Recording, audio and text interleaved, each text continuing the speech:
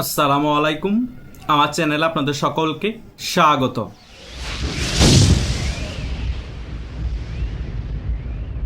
আমি কিছুদিন আগে একটি ভিডিও করে আপনাদেরকে বলেছিলাম না, শেখ হাসিনাকে ভারত সরকার আনলক করছে। ভারত কোনো রিফাইন্ড আওয়ামী লীগের এখন আর পক্ষে নেই। শেখ হাসিনার সাথেই আছে ভারত, এবং শেখ হাসিনার নেতৃত্বেই আওয়ামী লীগ থাকবে। এবং ভারত শেখ হাসিনাকে গ্রিন সিগন্যাল দিয়ে দিয়েছে যাতে শেখ হাসিনা বাংলাদেশে যে সকল কর্মী আছে তাদেরকে মাঠে নামার নির্দেশ দেয়।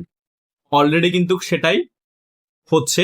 আজকে শুক্রবার সারা বাংলাদেশে বাংলাদেশ আওয়ামী লীগ, ছাত্রলীগ, যুবলীগের কর্মীরা তোলপাড় সৃষ্টি করেছে বিভিন্ন বিক্ষোভ সমাবেশের মাধ্যমে। এখন আর 20-30 জন মানুষ দিয়ে আর বাংলাদেশ আওয়ামী লীগের কর্মীরা ঝটিকা মিছিল করছে না। এক একটা মিছিলে 3 থেকে 400 সক্রিয় আওয়ামী লীগের কর্মী হচ্ছে, সেখানে সাধারণ মানুষও অংশগ্রহণ করছে। আমি আপনাদেরকে বলেছিলাম না, যতই সময় যাবে ততই সাধারণ মানুষ বাংলাদেশ আওয়ামী লীগের প্রত্যেকটা বিক্ষোভ মিছিলে অংশগ্রহণ করবে। যেখানে আগে ঝটিকা মিছিলের মধ্যে 30-40 জন মানুষ হতো, আগামীতে সেটা বিক্ষোভ মিছিলে পরিণত হবে এবং 300 থেকে 400 মানুষ হবে। সেটাই কিন্তু আজকে এই শুক্রবারে আপনারা পরিলক্ষিত করেছেন। আমি যে কথাগুলো বলি সেই কথাগুলো 1 সপ্তাহ বা 10-12 দিনের মধ্যে না হলো 1 মাস 2 মাস পরে হলো কিন্তু প্রতিফলিত হয়। আমি তো আর পীর আউলিয়া দরবেশ না যে 100% সকল কথা আপনাদেরকে বলে দিতে পারবো।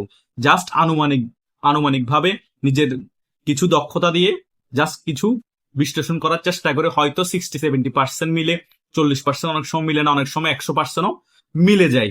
সো আপনাদেরকে আমি যে সকল বিষয়গুলো বলি এগুলা আমি আগে থেকে চিন্তা ভাবনা অনেক কিছু রিসার্চ করেই বলি। হয়তোবা সকল কিছু মিলে না বা অনেক কিছু মিলে যায়, তাই আপনারা ইনস্ট্যান্ট হতাশাগ্রস্ত হবেন না, কমেন্টে উল্টাপাল্টা কমেন্ট করবেন না। আপনাদেরকে আমি সবসময় বলি আপনার হতাশাগ্রস্ত হওয়ার কোনো প্রয়োজন নাই, উজ্জীবিত হন। হঠাৎ করে দেখবেন আওয়ামী লীগের নেতাকর্মীরা আবার জ্বলে উঠবে, আওয়ামী লীগ আবার রাজপথে নামবে, আওয়ামী লীগ আবার রাজপথে নেমেই আন্দোলন সংগ্রামের মাধ্যমে বাংলাদেশের রাজনীতিতে ফিরে আসবে। এই শুক্রবার সারা বাংলাদেশে যে প্রভাব দেখিয়েছে বাংলাদেশ আওয়ামী লীগের নেতা কর্মীরা, সেটা দেখে বোঝা যায় আওয়ামী লীগের শীর্ষ পর্যায়ে এবং মধ্য পর্যায়ে যে সকল নেতারা এখন বিদেশে আছে তারা যদি বাংলাদেশে আসার প্রক্রিয়া শুরু হয়ে যায়, তারা যদি বাংলাদেশে ঢুকে শুরু করে দেয়, তাহলে বাংলাদেশে আওয়ামী লীগের রাজনীতির অবস্থা কি হবে চিন্তা করুন। শীর্ষ পর্যায়ের কোন নেতা যদি সামনে থেকে নেতৃত্ব দেয় তাহলে ওই নেতার পিছনে কত হাজার মানুষ হবে একটা বিষয় চিন্তা করুন। জাস্ট এখন তৃণমূলের কর্মীরা রাজপথে নেমেছে একটু সংগঠিত হয়ে, সেখানেই অলরেডি রাজপথ কাঁপাকাঁপি শুরু হয়ে গিয়েছে। চট্টগ্রাম মহানগরের মধ্যে আমরা এখন দেখতে পাচ্ছি বিভিন্ন জায়গায় জায়গায় বিএনপি নেতা কর্মীরা পুলিশ সহ বসে আছে আওয়ামী লীগকে প্রতিহত করার জন্য, আওয়ামী লীগের মিছিল প্রতিহত করার জন্য। আমার কথা হচ্ছে আওয়ামী লীগ মিছিল যেটা করা সেটা করে ফেলেছে, সারা বাংলাদেশে তোলপাড় সৃষ্টি করার সেটা করে ফেলেছে।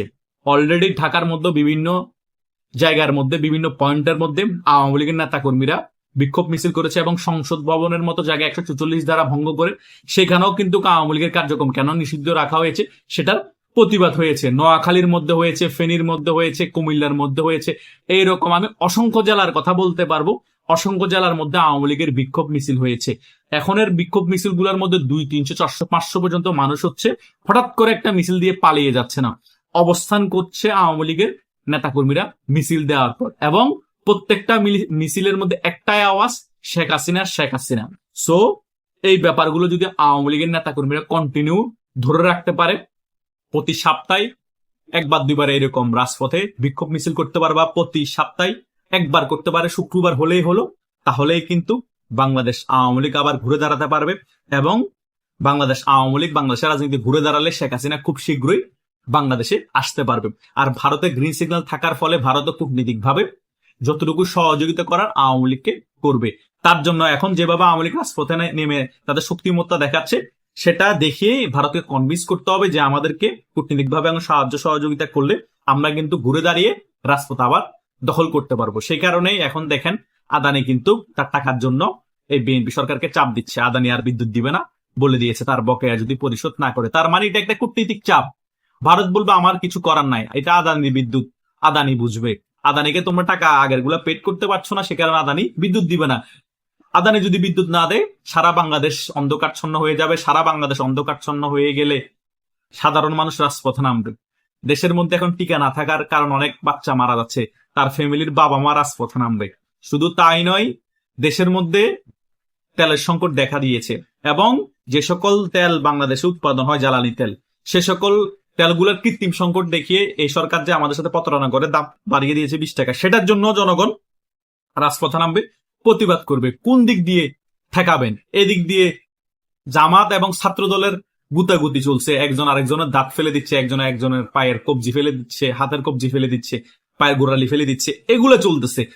নিজেরা ঠেলাঠেলি, দেশের 12টা বেজে গিয়েছে। অন্যদিক দিয়ে আওয়ামী লীগের কার্যক্রম নিষিদ্ধ করে রেখেছে, বিদেশ থেকে ঋণ সহায়তা দেওয়া হচ্ছে না, বাংলাদেশে বিদ্যুৎ নাই, টিকা নাই, গ্যাস নাই, শেষ নাই, ঋণ সহায়তা নাই, কিছুই নেই, বাংলাদেশ ধ্বংসের মুখে। সো এই অবস্থায় একটা সরকার আমার থেকে তো মনে হয় না 5 বছর দেশ চালাতে পারবে। 5 বছর যদি এই সরকারকে দেশ চালাতে হয়, আওয়ামী লীগের সাথে নেগোসিয়েশন করে দেশ চালাতে হবে এবং আওয়ামী লীগের কার্যক্রম আবার সংসদে বিল পাশ করিয়ে যেটা নিষিদ্ধ করেছে সেটা তুলে ফেলতে হবে। তাছাড়া আর কোনো পদ অবশিষ্ট নেই এই বিএনপি সরকারের।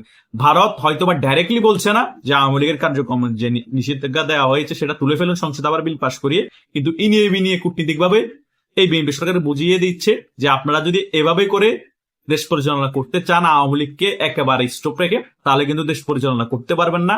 আমরা কূটনীতিকভাবে সম্পূর্ণরূপে আপনাদেরকে সহযোগিতা করবো না। মানবিকতার খাতিলে হয়তো বা কিছু জিনিস আপনাদেরকে পাঠাচ্ছি, ডিজেলের মতো দরকারি জিনিস, কিন্তু সকল ক্ষেত্রে আমরা সাপোর্ট দিব না। সো আপনারা আগে এটা ডিসাইড করুন আওয়ামী লীগকে বাংলাদেশে রাজনীতি করতে দিবেন কিনা এবং আওয়ামী লীগের কার্যক্রম নিষেধাজ্ঞা তুলবেন কিনা। এটাই হচ্ছে মেইন খেলা। আওয়ামী লীগের কার্যক্রম নিষেধাজ্ঞা তুলে ফেলুক, আওয়ামী লীগ বাংলাদেশে রাজনীতি করতে পারুক, দেখবেন সকল কিছু বাংলাদেশে আস্তে আস্তে মোটামুটি ঠিক হয়ে যাচ্ছে। আগামী নির্বাচনে আওয়ামী লীগ অংশগ্রহণ করবে, বিএনপি, জামাত, জাতীয় পার্টি সকলে অংশগ্রহণ করবে। নিরপেক্ষ সরকারের অধীনে নির্বাচন হবে এবং ফ্রি অ্যান্ড ফেয়ার নির্বাচন হবে। সেই নির্বাচনে দেখবেন আওয়ামী লীগ অটোমেটিক্যালি ভাবে 200-র উপর আসন পাবে, কারণ অলরেডি ডক্টর ইউনূস এবং বিএনপি শাসন আমল মোটামুটি জনগণ এই 2 বছরের কাছাকাছি সময় দেখতে পেয়েছে। এরা কি এমন ভালো করতে পারবে বাংলাদেশের জনগণের মোটামুটি বোঝা হয়ে গিয়েছে। এদেরকে যদি শেখ হাসিনার মতো 10-15 বছর যদি সরকারের ক্ষমতায় রাখা হয়, এরা বাংলাদেশটাকে বেচে একেবারে উগান্ডার থেকেও খারাপ অবস্থা করে ফেলবে। উগান্ডার কথা বাদ দেন না, পাকিস্তানের থেকেও খারাপ অবস্থা করে ফেলবে। কথা বুঝতে পেরেছেন? মানে অর্থনীতি এমন পর্যায়ে চলে যাবে, একে তো অর্থনীতি ধ্বংস করবে, দেশের মধ্যে কোনো ভাঙ্গারি মালও থাকবে না। পাকিস্তানের তো অন্তত ভাঙ্গারি কিছু যুদ্ধ অস্ত্র আছে, তাদের দেশে অর্থনীতি দুর্বল হলো। বাংলাদেশের নাই কোনো যুদ্ধ অস্ত্র ভালো এবং অর্থনীতিও ধ্বংসের মুখে নিয়ে যাবে বিএনপি সরকার। সো বাংলাদেশ আর মাথা উঁচু করে দাঁড়াতে পারবে? সম্ভব না। সো বাংলাদেশকে যদি মাথা উঁচু করে আবার দাঁড় করাতে হয়, শেখ হাসিনার কোনো বিকল্প নাই, আওয়ামী লীগের কোনো বিকল্প নাই। আর যদি বিএনপি সকল কিছু বোঝার পর আওয়ামী লীগকে রাজনীতি করতে না দেয়, দমন নিপীড়ন করার চেষ্টা করে, আওয়ামী লীগের নিষিদ্ধ যেটা করা হয়েছে কার্যক্রমের সেটা না তুলে সংসদে বিল পাশ করিয়ে, তাহলে কিন্তু ভয়াবহ পরিণতি ভোগ করতে হবে বিএনপি সরকারকে এবং আওয়ামী লীগ ঠিকই তারা শক্তি দিয়ে বাংলাদেশের রাজনীতি ফিরে আসবে, কিন্তু বিএনপি আর জীবনে বাংলাদেশের রাজনীতি ফিরে আসবে না 30-40 বছরের ভিতরে যদি পতন হয়। সো এখনো সময় আছে, যারা তারেক জিয়ার আশেপাশে উপদেষ্টা আছেন তাদেরও বিএনপিকে এবং তারেক জিয়াকে, প্রধানমন্ত্রীকে একটা ভালো উপদেশ দেন যে আওয়ামী লীগের সাথে নেগোসিয়েশন করেন এবং আওয়ামী লীগকে বাংলাদেশে রাজনীতি করার সুযোগ দেন। আপনারা দেশটা পরিচালনা করুন, আওয়ামী লীগ আপনাদেরকে সহযোগিতা করবে। 5 বছর পর একটা ফ্রি অ্যান্ড ফেয়ার ইলেকশন দিবেন, তত্ত্বাবধায়ক সরকারের আন্ডারে হবে সেই ইলেকশনটা, যে জিতবে সে আবার সরকার গঠন করবে। তাহলে কিন্তু বাংলাদেশের মানুষ স্বস্তিতে থাকবে, বাংলাদেশের অর্থনীতি এবং যে দুর্ভিক্ষের অবস্থা এখন চলছে বাংলাদেশে সেটাও কিন্তু মোটামুটি লাঘব হবে। আমি এই ভিডিওতে যে সকল বিষয়গুলো আলোচনা করেছি খুবই গুরুত্বপূর্ণ বিষয়, আশা করছি এই আলোচনাগুলো আপনারা ক্লিয়ারলি বুঝতে পেরেছেন। তবুও যদি কোনো মনে প্রশ্ন থাকে আপনারা আমাকে হোয়াটসঅ্যাপ এবং মেসেঞ্জারে জিজ্ঞেস করতে পারেন বা এই ভিডিওর কমেন্ট বক্সে কমেন্ট করতে পারেন। ধন্যবাদ সকলকে।